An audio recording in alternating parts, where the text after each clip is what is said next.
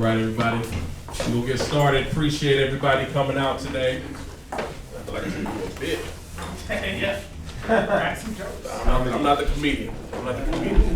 Well, first and foremost, thank everybody for coming out.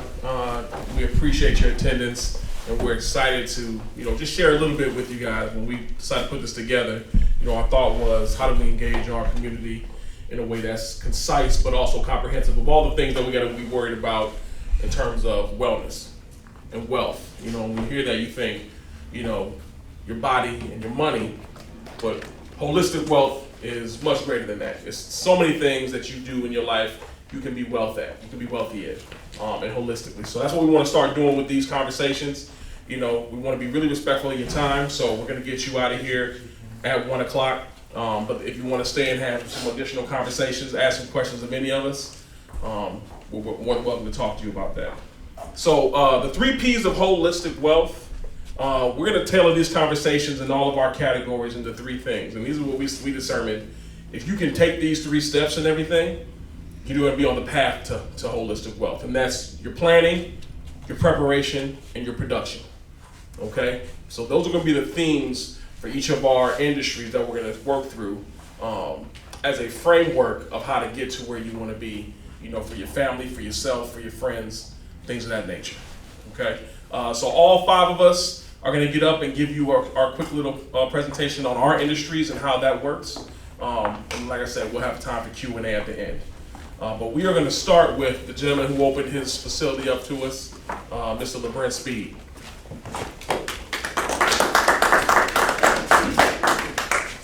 Thank you, brother. Listen, well, I want to, make sure we're concise in what I'm doing. For those who don't know who I am, my name is LaBrant Speed. I'm a speaker and a transformation coach. And so for many of you might be wondering, does that sound good? Yeah. You're good. For many of you who might be wondering, what's a transformation coach? Now, many of you know me from networking. So I've done business as an entrepreneur for many years and coaching for years. But transformation coach also speaks to what I consider transforming your body and your mind. Especially as people of color, we disconnect our health from our wealth. So we have a separation in our mindset. Brother distracted me there. That's okay. But we disconnect our health and our wealth, right? We live in silos. We say, well, I got to go here, grind, make money, work hard. But over here, I just keep my body and do whatever I want, eat what I want, live how I want. But those things collide. And so I just want to share, for those who don't know, over the last couple of years, I've lost over 120 pounds. And part of it was, while I was doing this, as I was losing weight and getting healthy, I started realizing the need as I work with business owners and how important it is for them to take care of their health and their wealth. Because with health comes clarity of mind, clarity of focus, the ability to have more energy, sleep better. I don't have sleep apnea anymore. I'm 52 years old. Most people don't think I'm 52, but I'm 52. My blood pressure is like 115 over 65. My doctor's like, man, you have blood pressure of a 35-year-old athlete.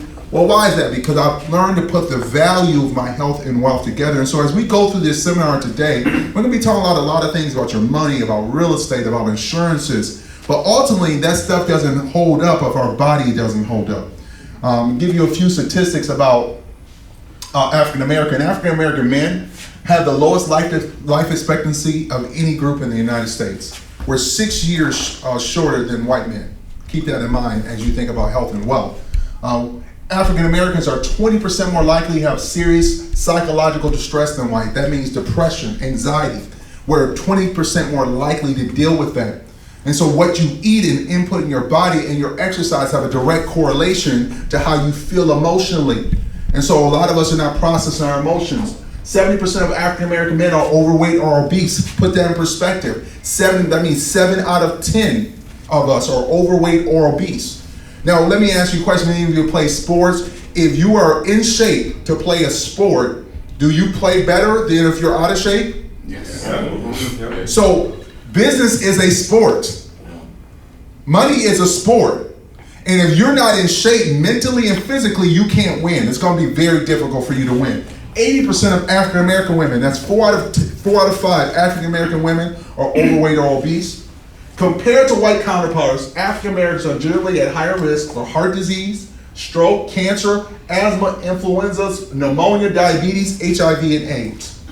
Now, again, we might be talking about holistic. You're asking, why is this relevant? It's relevant because if we're at higher risk for those are things that can inhibit you from being productive in your business, be able to give you we'll talk about saving and investing. Well, if someone else has 6 more years of investing, how many know they're going to make more money?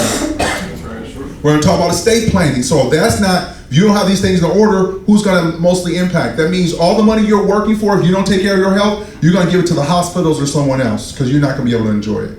So it's important that you're holistic in terms of your approach. Considering the previous information, what's your health plan? So we're talking about planning and preparation. That's what the first slide, I'm sorry, part of it can't be seen, but what's your health plan? Do you have a health plan? Do you just wake up in the morning and just go about your life? Do you plan your money? Do you scale your money? Do you chart your money? Do you budget your money? Do you budget your health? Are you going to the doctor regularly? African American men are the least likely to be seen by a doctor on a regular basis, which lead us to be the highest rates of prostate cancer death, colon cancer, all these other cancers because we don't get seen regularly by a doctor. So my question is, what is your health plan? Do you see a doctor regularly? Do you have a nutritional plan? Do you just eat whatever you see? You have a seafood diet? And I know I've lived that for many years. I just, I was somewhere, I just ate what I saw. But I saw how that had an impact on my emotions. Obese, if you're overweight, obese, your likelihood of getting Alzheimer's, dementia goes up exponentially. And how many have experienced brain fog? You don't eat well, you have brain fog. You know what that leads? Well, think about this. If you have brain fog for a short period of time and it becomes a long period of time, all of a sudden you start destroying the chemicals in your brain. There's a direct correlation between what you eat and what you feel. So if you're wondering about your emotions, it's not just what's going on around you, it's what's going on inside you. What are you eating? Are you exercising? There's a really good book I would recommend. It's called The Good Life. And it's part of the longitudinal study from Harvard, the longest study done in history. Started in 1938. And the purpose of this book was to find out what makes a human being happy and healthy. They followed some sophomores from Harvard, and they also followed some kids from the streets of Boston. The retention rate of this study was 83%. That means 83 out of 100 people that were in this study were in this study. Now, most of these guys are dead. Now they're following their children and their spouses. Do you know that there's only 4 things that make a human being happy and healthy? 4 things. Your nutrition, your exercise, your purpose, if you're living your purpose, and the quality of your relationships. That's it. Money won't make you happy. It only fuels one of those 4 things. So status won't make you happy. So these are the 4 things you need to focus on. When you think about holistic health, the bedrock of holistic health is you, your body, and your mind. So one of the things I would say, planning, preparation, the way to prepare yourself for health and wholeness is, 1, do you have a morning routine? One of the things that fuels me is I have an hour morning routine. That's before exercise. That really fuels my mind. How many have a lack of motivation to eat right sometimes? Let me tell you, one of the things I do is when I work with people, professionals, is how to give you motivation before you have it. Because what you're doing is waiting to be motivated. One day you'll magically get motivated. That never happens. You got to instill motivation. So there are things you can do in your morning routine. There was times I would have a really serious morning routine, and I would eat cheeseburgers or double and pancakes and sausage right after that. But over time, if you start putting things in your mind and your body long enough, it starts picking it up. And all of a sudden, you'll start to crave health. So a morning routine is really important for preparation. Meditation. There's a really good book called Peak Mind. He talks about meditating for 12 minutes a day. All of you should have time you just spend away and meditate and think about things you want to do. Affirmations are really important. And then activity, which is movement. I would assume many of you may exercise every day, but if nothing else, just walk every single day. And so lastly, I want to talk about how to planning preparation. What's the last one? Production. So this is how you produce good health. You got to, 1, prioritize your health. It's not some random thing you're doing. 2, you have to find a health system. If you don't have a specific eating plan that's successful, you've got to find one. I can help you with that, but you've got to find one. You've got to get something you're doing regularly. Number 3, organize the structure of your day. Your habits have to fuel your system, which means if you say you want to eat a certain way, you have to have a system around that. Accept accountability for your life. It's not all the Popeye's chicken and all the fast foods places around. Prioritize your day. See this as part of your health and wealth plan so that as you do this, you can fuel your life. So again, health is wealth. And so hopefully I gave you a couple of nuggets. For anyone who wants additional information, come to me afterwards. We can talk, we can sit down. I can help you put together a health plan that I've walked through dozens of high-level professionals and helped them lose 50 or 100 pounds because your health is highly important. Now we're going to transition to our next part because ultimately we want you to be healthy and wealthy, but while you're healthy and wealthy, it's really important that you have an estate plan. What are you going to do with your, what happens to you if you pass away? We want to make sure you have an estate plan. We want to make sure you have an organized thought pattern when it comes to your distribution of your wealth. And so now we're going to have Lee come up and he's going to share a little more about how to have a specific plan for your wealth and the generation after you. Thank you.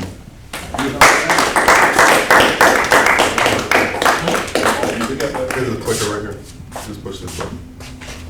Can you go back?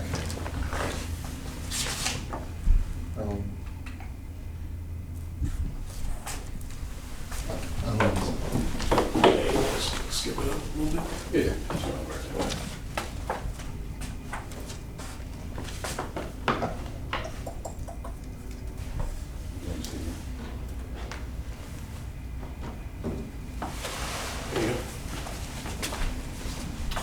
Afternoon, everyone. Can you hear me? Sound good? Okay. All right. After feeling guilty from LaBrant speaking, like I've had my doctor's appointment just sitting there in my calendar for a long time. I'm like, gotta get that going. All right. My name is Lee Lafayette of Lee Lafayette Law. I am a legacy planning or estate planning attorney for families and small businesses. Since we have limited time, what I'm going to do is start with what I like to call the Purple Rain probate. So there's a line that Jay-Z came up with that says, I sat down with Prince eye to eye. He gave me his wishes before he died. Well, unfortunately, the state of Minnesota doesn't count the conversation from Jay-Z as a will or an estate plan. No, they do not. So Prince was notorious for keeping tight control of all of his assets, all of his music. He didn't want to give it to Apple. He didn't release a lot of it. But at the end of this, you will see that that's exactly what happened. Because if you don't make a plan, Minnesota has its own plan for you. It's called the state's plan. So because Prince did not have a spouse, he didn't have kids, didn't have parents, so basically it was a search down the chart for who actually gets his stuff. So the state was $156 million. And you know who got all this stuff? His half siblings that I don't even know if he knew. So what did three of them do immediately? They said, cut the check. That's what they did. Cut the check.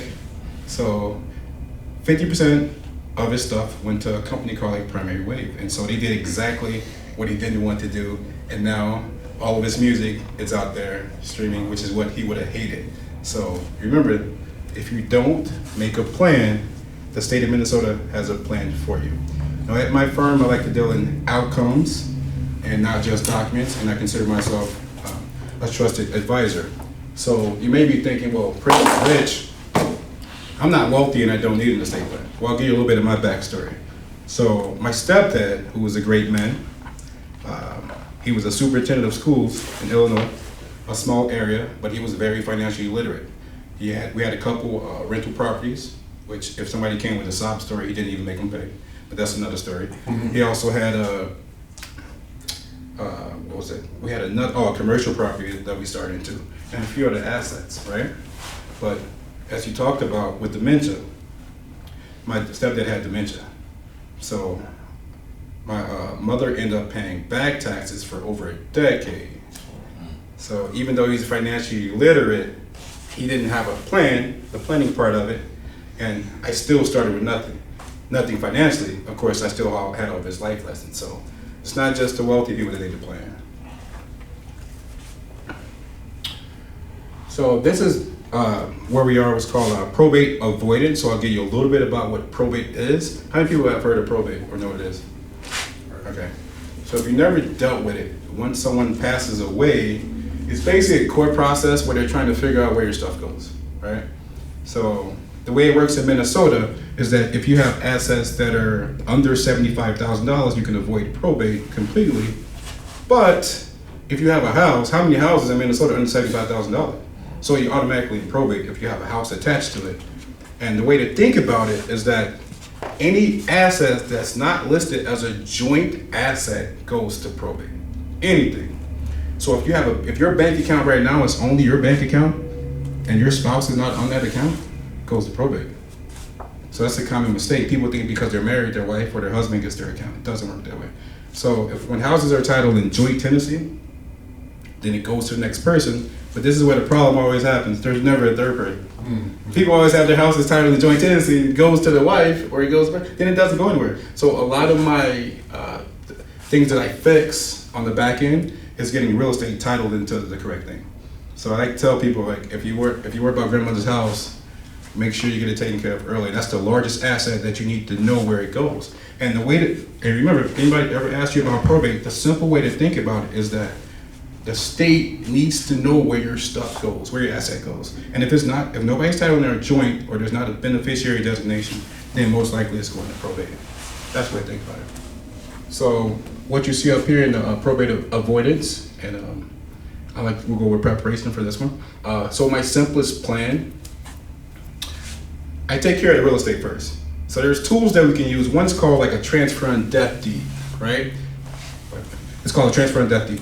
So we can record that now for your property and nothing changes. But you can list right now who gets your property once the second of you pass. And just by that, a lot of people can avoid probate just for me doing this, right? So, and people worry about, well, won't they be able to do something in my house? Like, no, what the triggering event for this, not to be morbid, but is your death or the second person's death. But this is how we pass things on. Your largest asset tends to be people's house.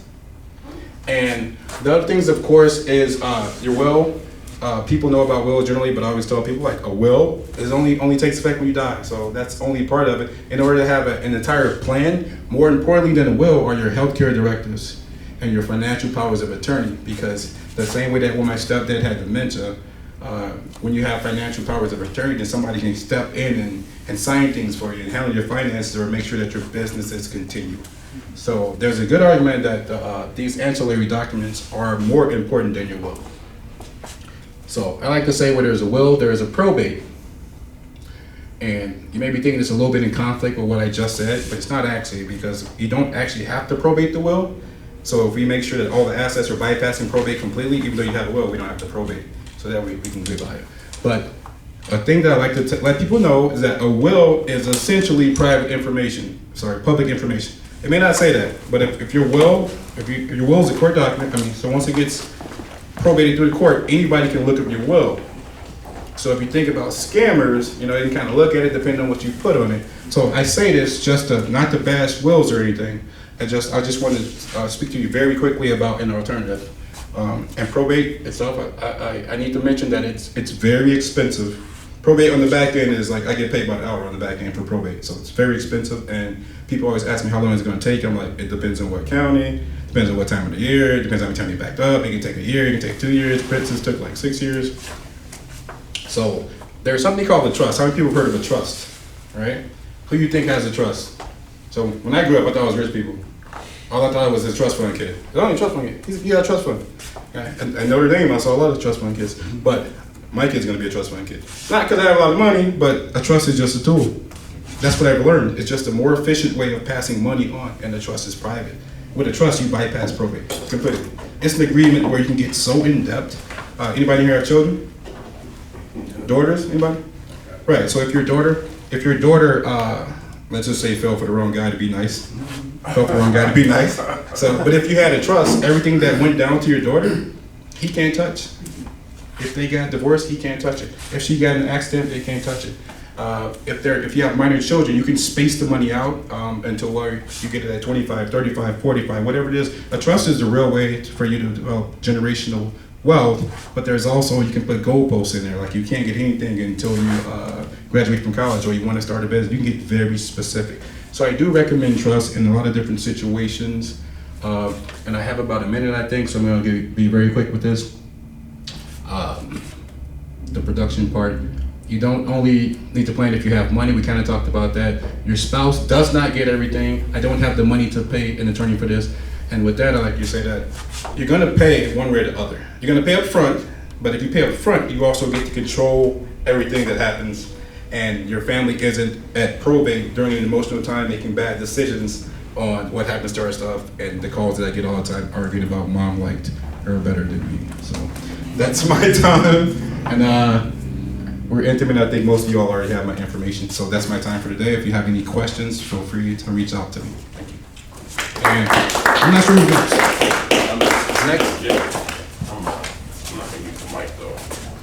Yeah, I'm debating that too, like Solomon.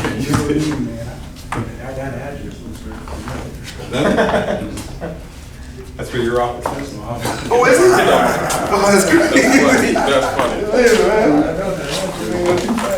Everybody can hear me okay?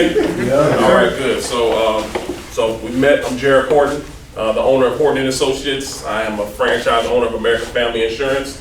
So my practice does just about all insurances: property casualty, life insurance, small business insurance.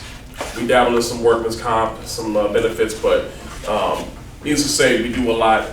And at the end of this, we want to talk about it, we can get into it. But I want to talk to you about how insurance fits with those 3 Ps. So just a little bit about me. I'm a Minnesota native, born in Minneapolis, spent my elementary years in Eagan, moved a little further south to Apple Valley, that's where I graduated from.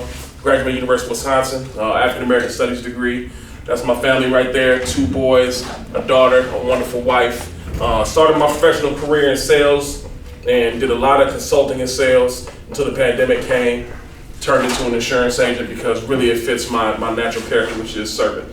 I'm a servant, and I'm a descendant of slavery, so I'm not that type of servant. But I serve in a lot of ways, and that fills my bucket. As the kids say in elementary school now. So when we look at insurance, right, the idea behind insurance is indemnification. Right, that basically means whatever you have, if you lose it, you'll be made whole. It's not a risk tool. It's not a gamble. All right, it's not well, if I do this, I have the ability to get this, but I might lose. You don't lose with insurance. All right, you just are made whole. All right, so when I look at the 3 Ps for insurance, it really makes sense. And that first part is the planning. So I ask all my customers when they come to me, what do you want your legacy to be? You know, we talked about trust. We talked about health and wellness. You know, you're going to leave at some point in time. I'm sure we've all lost people in the last couple of years. Anybody here lost somebody in the last couple of years where you were doing GoFundMes, or you had to pitch into a GoFundMe? Yeah. You know? Yep. My mother died last January, and she, God rest her soul, got an insurance plan very soon before she passed, so we were good and didn't have to worry about how we were going to say goodbye to her. My uncle died a month later, and he had no plan, and we was GoFundMe. I've contributed to no less than 20 GoFundMes in the last 3 years. Wow. They did not have a plan. Right. And I don't know what it is about our people that we don't know about this plan, if we just bypass it, if we're not given the information, but it's everywhere, and it's essential, and it's not a risk. It is to identify you. It is to create a legacy so that when you leave, people think about the good things. You know, they're not worried about, man, that last month, trying to figure out where we're going to bury him, and the funeral home wasn't shit. You ain't got to think about that. All right, that's not what you want. So what do you want your legacy to be? What do you need to protect? What in your life is worth protecting? All right, who relies on you? I saw a bunch of people raise their hand. They got kids. I'm sure some of us have to take care of our parents a little bit. We've got friends that we got to look after. Who relies on you? And if not now to protect that stuff, when? These are the planning questions you want to ask yourself. Because the next stage of it is, we're going to get into the preparation piece to make sure we identify you, right? So people like Lee, people like Rich, they're going to help you identify your assets. What do you have? What do you have that you own? What do you have that you owe on? What do we need to look at and say, okay, if all goes south and we lose you, what are we leaving behind that needs to be taken care of? So identify your assets, understand your liabilities, all right? Calculate your hill. When I say the hill, that's what I call the hill of life. So when you think about it, when you come into earth, right, you don't have any responsibility. You don't owe nobody nothing. If you pass, you're not responsible for anything. So that you're at the bottom, right? And as you get older, you go to college, get some student loan debt, take out some credit cards that one has for fun for a couple of years, get married, have a kid, buy a house. Now you're up here. You have a lot that you're responsible for, right? Kids graduate, finally pay off that house or in the second mortgage, and all of a sudden you start sunsetting, and that hill starts to come down, and you're responsible for less. Maybe a little bit you want to leave behind for your family, donate to some organizations you want, but that hill becomes less. So that's the hill of life. That number is going to change along with your years, right? So we take a look at that and say, what does our hill look like? When are we going to be at our peak, and when are we going to start sunsetting? All right? Once we identify that, then we can start putting together the proper processes to ensure you. And then you got to find yourself somebody who you trust, right? I had a conversation with a lady last night about 9 o'clock, and we're going over her insurances. She can't drive. She got 35 speeding tickets. The only house insurance document she had was from when she bought her house in 2012. She's never talked to her insurance agent. I guarantee you, you're paying 3 times more than what you need to be paying. I was right. Because she didn't have nobody that she trusted she could talk to. She had an 800 number insurance agent. And nobody told her how she could save on her insurance and still be protected. So you gotta find yourself somebody who you trust. Once we get all that in alignment, now it's time to produce. All right, and this is a constant thing. All right, if you have not worked with somebody on your insurance in the last year, you're missing something. And I'm not saying that you specifically are missing something, but something's being missed in your production. It should be an annual thing where you analyze your programs and you assess them and you make the proper adjustments. Like I said, you got a hill of life. You know, everything's gonna change. You got a question? No, 5 minutes. 5 minutes, thank you. I'm not gonna take my 10. I speak quickly.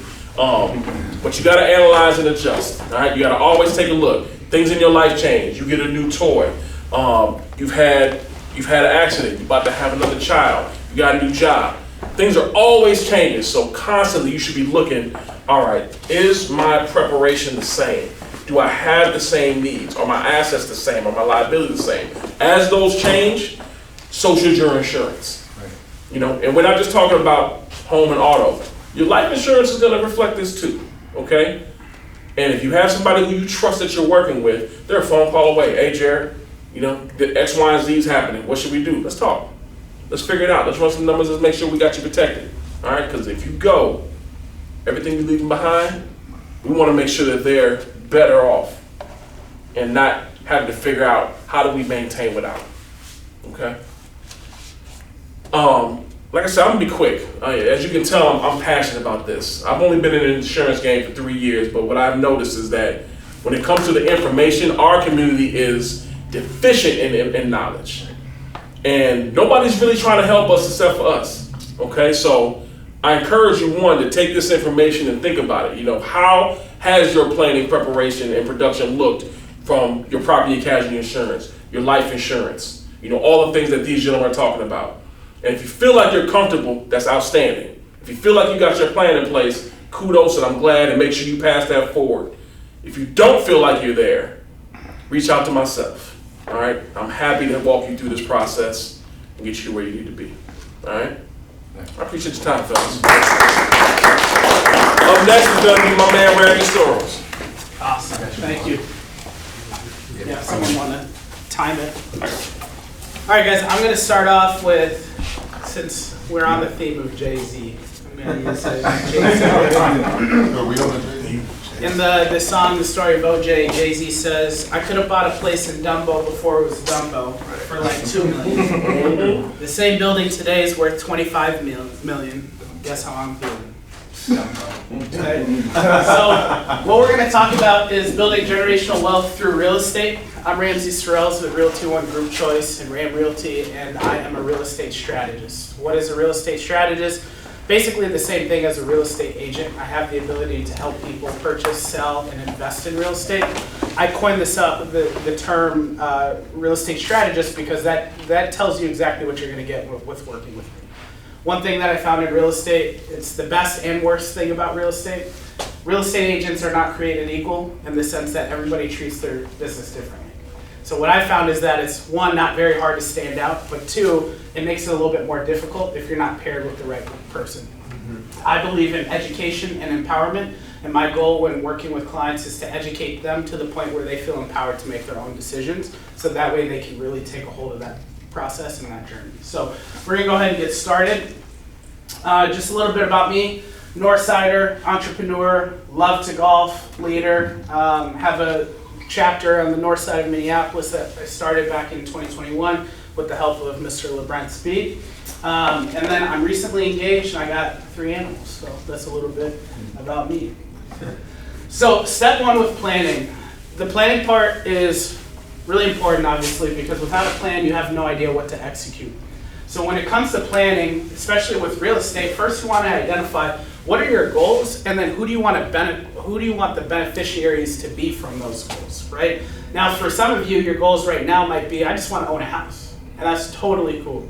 I would recommend taking some time to really jot down some ideas, not just short-term goals, but really long-term goals. And on the next slide, I have laid out what some of my goals are. And keep in mind, these goals are totally okay to be loose, right? They don't have to be concrete. Maybe in 10 years, you want to buy a commercial property and you do it in 5. Or maybe it takes you 15 years. Does that really matter how long it takes? Not so much, just as long as you're constantly working towards it and have that intention. Okay? Determine what you need to do today in order to get the ball rolling. So once you plan everything, you're going to have all this excitement and joy, and you're going to be hopefully ready to rock. If you don't take action, though, all that planning, all that time that you took to plan out your goals and what you want to do is all for naught unless you're willing to at least take that first step. Maybe that first step is, hey, I need to find a realtor who can help me with realizing these goals and put an action plan in place. Find resources and partnership. Who you guys determine is a good partner for you in real estate is probably the most important step of all. Right? Again, like I said, the best thing and worst thing about real estate is how everybody treats their business. It's really important that you find a trusted advisor, someone that understands your goals, can educate you on how to achieve those goals, and can speak from experience of other clients that they've worked with that have also achieved those goals. Okay? Planning continued. So example of some of my goals. I like to lay this out not to brag or to impress you, but to impress upon you the opportunity at stake here to pass down some really exciting wealth to whoever you want that beneficiary to be. So for me, in my next 2 years, my goal is to purchase our step-up home. So my fiance and I are getting married next year. We already live in a small 900 square foot house on the north side of Minneapolis, which we're very proud of.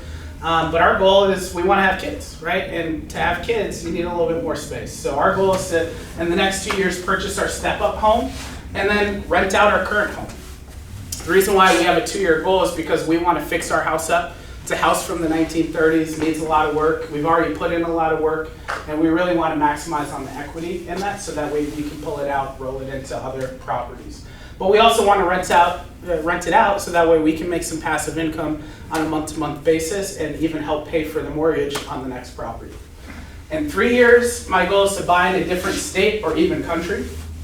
And the reason why is because, I don't know about you guys, but after this last winter, I was like, all right, my time here is it's coming to a close.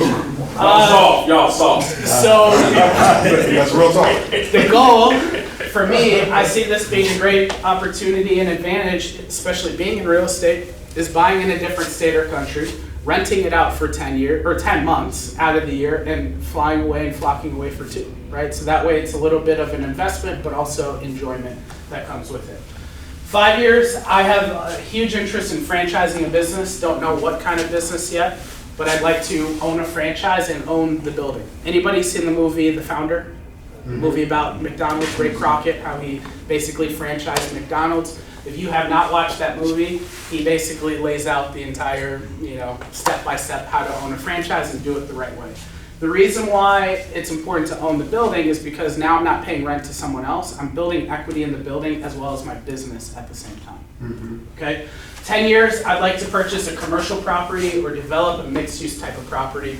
The way I see it is having rental units on the top, but then also businesses on the bottom. And then in 20 years, I love to golf. I'd love to open up a country club on the north side, right? A country club that has a pool, golf course, and a place for people to escape and enjoy the luxuries that are not commonly in our areas, okay? So when we talk about that, how am I preparing to do that? So I already know someone that I trust in real estate. So I'm gonna start making that plan around myself while also having those conversations with my fiance, right? But when we talk about partnership, a lot of you guys are married here, so you wanna make sure that you and your partner have the time to have that conversation, develop those goals, and make sure that you're in alignment. And that way you create a strategy. Who you partner with should be part of your strategic planning process and should show you the way as to, hey, here's how you can do it, right? Now, I'm not just talking about realtors, right? Because realtors are just a component. You want to make sure you trust your lender. You want to make sure that you have a financial advisor to help you save the money that you need to do to be able to accomplish that. You need the right estate planner as well as insurance. So all of this kind of plays a role into the real estate. Talk to my guy Jeff here about establishing great credit, and then talk to Rich about saving habits. Okay, those are all play a role. In Minnesota, if you want to be able to purchase anything, you have to have good credit. And then if you're especially looking into commercial properties, you have to have a little bit more money saved. And then execute. Start today working on your goals, right? Maybe step one, you're like, I have no idea what I want to do in the next 10 years, so I'm going to write down these goals, and then I'm going to find the right person to partner with, and we're going to start making it happen. Step 3, production. So I'd say if you're looking for a good realtor, I'd be more than happy, or a real estate strategist, I'd be more than happy to sit down, analyze what your goals are, give you ideas, and then also show you the way and start the strategy planning around that. Execute your nearest term goal, right? So if your goal in 2 years is to buy your first ever house, start working towards that, right? Sean and I were talking about how he wants to buy land at some point. Maybe that's part of his real estate goal planning, right? So that's what you want to start working towards right away. Pay it forward. Okay, so this one's really, really huge. When we talk about generational wealth, you want to involve everyone that you really care for, as well as your beneficiaries in the process. I was at the Black Business Market in December, and I met this lady from Atlanta who just moved to Minnesota. She teaches at St. Thomas University.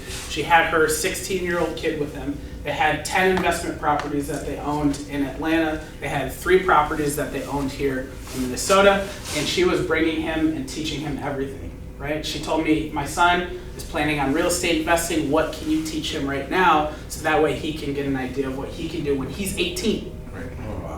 Right? So it's not just about, let me do this all for myself to then pass it down. It's about encouraging others and showing them the way, so that way by the time they're 30, they have 15 properties of their own. Okay? If you're really serious about real estate investing, consider also getting your license. One thing that I found really attractive about getting into real estate is that it's the cornerstone to essentially the economy. Right? Knowing this information is so important. But secondly, anytime I transact personally in real estate, I get paid. Right? So when I buy my step-up house or when I sell my house, I get paid for those transactions, which ends up helping me towards my down payment and all that sort of stuff. So that's all I got for you guys on that. Appreciate the time.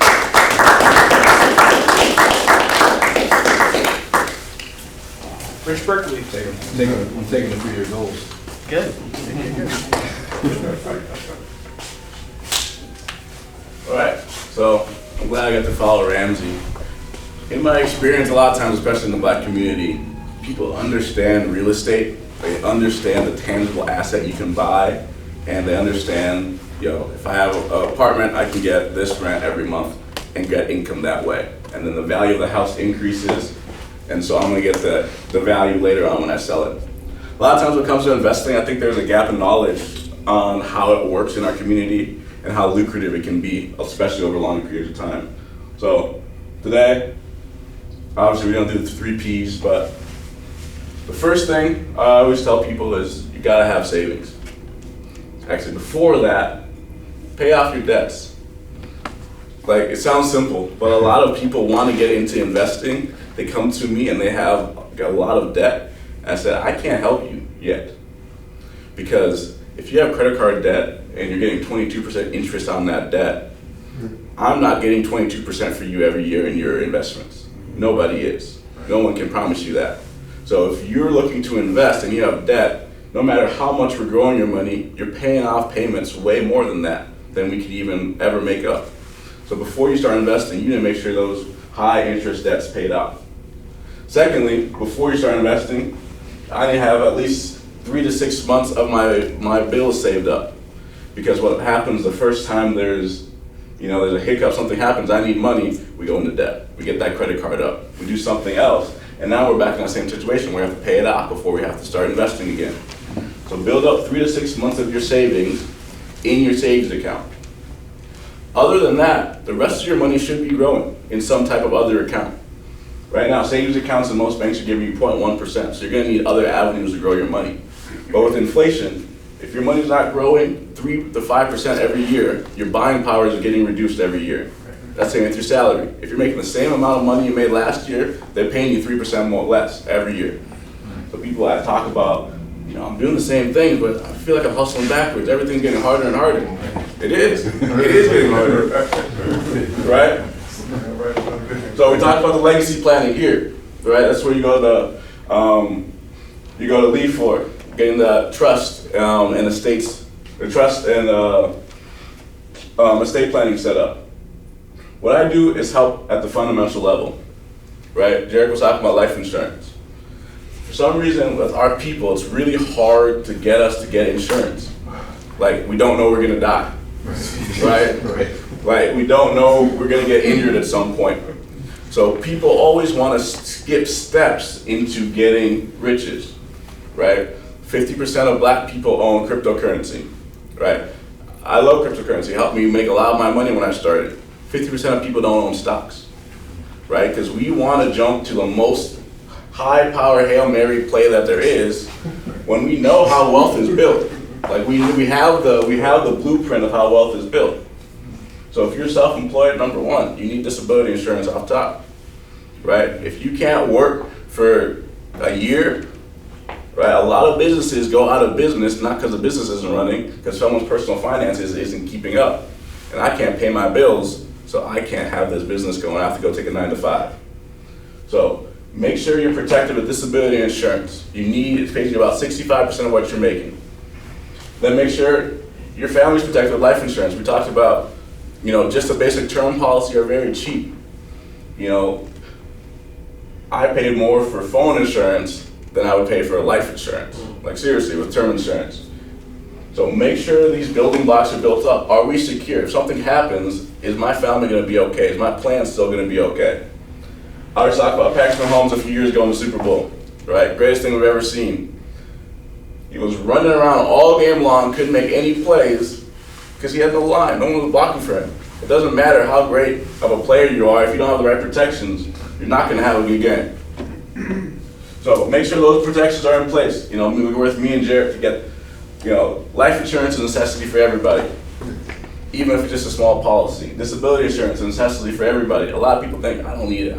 It's money I'm throwing away. At the end of the day, it's a selfish decision you're making for your family.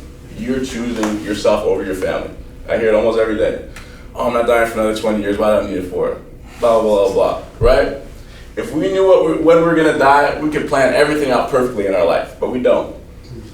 Then next, about future planning. I also see this with a lot of self-employed people. If you work at Target and you make $100,000, you have about 5% to 7% that you're putting into your retirement account. And then the company's putting in 5 to 7% into your retirement account. Right? So if you're self-employed and you're working all the time and you don't have a retirement account, what happens is a lot of people, they make good money, they're able to pay their bills as they have their business.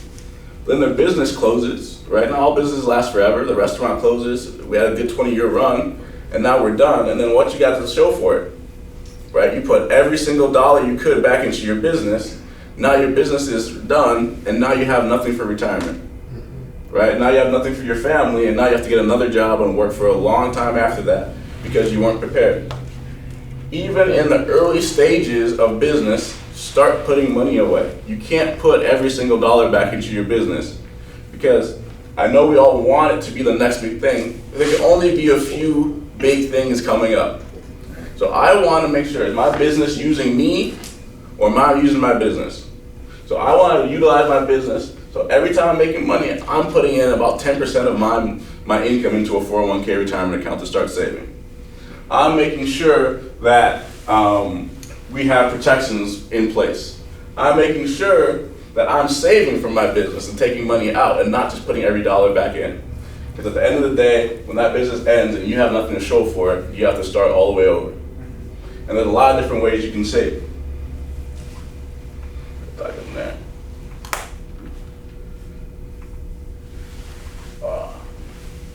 We're talking about term insurance. Again, very simple. You have it for a certain amount of time, and when you're up to 30 years, you pay a small fee for that coverage.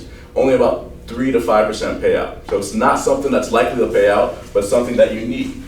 Permanent insurance is something almost all my clients have one of each. You can have multiple life insurance policies. So permanent insurance, think of it like owning. I own this policy. Every time I make payments, that's cash value that's going into the policy I can borrow from.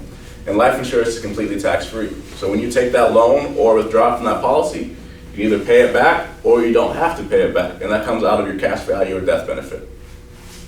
So there's a lot of details that we can go into. But again, this is even higher, up to 20% of your income. We need to start saving money. We need to have something there for our families and for us after we're done working. Because a lot of us think that we're gonna become something we might not get to. And even if we don't, it's okay, right? We still have the benefits that we provided from that business. But if you don't plan and you don't have the preparation, you're not gonna get that production, all right? So if you're not working with an advisor, I highly suggest have your plans reviewed every few years. Even if you have a plan in place, life changes all the time. Just like Jareck was talking about insurance, life insurance changes all the time. Pricing changes. So have your plan reviewed every few years and make sure you're still on track for what you're trying to do. And you don't have to go alone, right? There's a lot of videos online, you see all this information. Talk to a professional and take the extra time to really prepare for your family. All right, that's all I got. Thank you. I'll have a little bit more time. 10 minutes is fast. So what I'm gonna do is wrap this in a bowl, 5 minutes. Thank you all for coming. What I wanna do, I'm big on action because ultimately you got a lot of information today. And what's really important is that you take some of this information. Now, how many got a phone? You got a note section on your phone. I want all of you to do this real quickly. So I want you to go to the note section of your phone. I want you to look in your phones. And in the notes, I want you to start evaluating 5 key areas of your life. So I want you to evaluate on a scale of 1 to 10, how healthy do you feel physically? Do you feel physically fit? Are you exercising? Are you eating well? Do you feel as if you're prepared for any type of physical? So rate yourself 0 to 10. Next, I want you to start rating your knowledge, how you feel about where you are in your real estate. Are you secure in your real estate? Do you feel like you need a strategist to work with you? Do you have a plan, as Ramsey talked about? On a scale of 1 to 10, where are you on your plan? Are you like a 10 means I'm locked in a plan, I got a strategist? You know, I'm 2, I don't have a plan, I don't have anyone to strategize with me. 3, when it comes to your insurances, life insurance, home insurance, have you had it evaluated lately? Do you feel ready that if something were to happen to you, you were gonna be okay, your family's gonna be okay? Ultimately, as a professional person, these are all guys in here, you wanna make sure your families are good. We're not doing GoFundMe, that's whack, okay? So on a scale of 1 to 10, how strong do you feel in your insurances? Your estate plan, on a scale of 1 to 10, do you feel like you have a healthcare director? Do you have a transfer on death deed? Do you have a will? Do you have anything? If you were to get hit by a car today, God forbid, right, would we just be left with a bunch of tears? Because it's horrible when I'm 52 years old and I talk to friends and I talk to family, I'm dealing with wives and nothing's taken care of. Lastly, as Rich talked about financial planning, is your foundation of your house strong? Do you feel like you got some good disability? You have life insurance, you have your insurance in order, you have an investment strategy.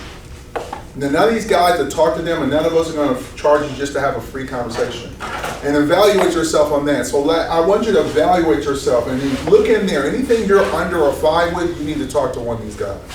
You're over a 5, you might be doing okay. But if you're under a 5, talk to someone. So listen, guys, we'll go into networking after this. We're grateful that you came. We hope this has been information and that's been helpful for you. And most of all, take advantage of the information, make some steps, and tell some other people. All right, guys, have a wonderful day.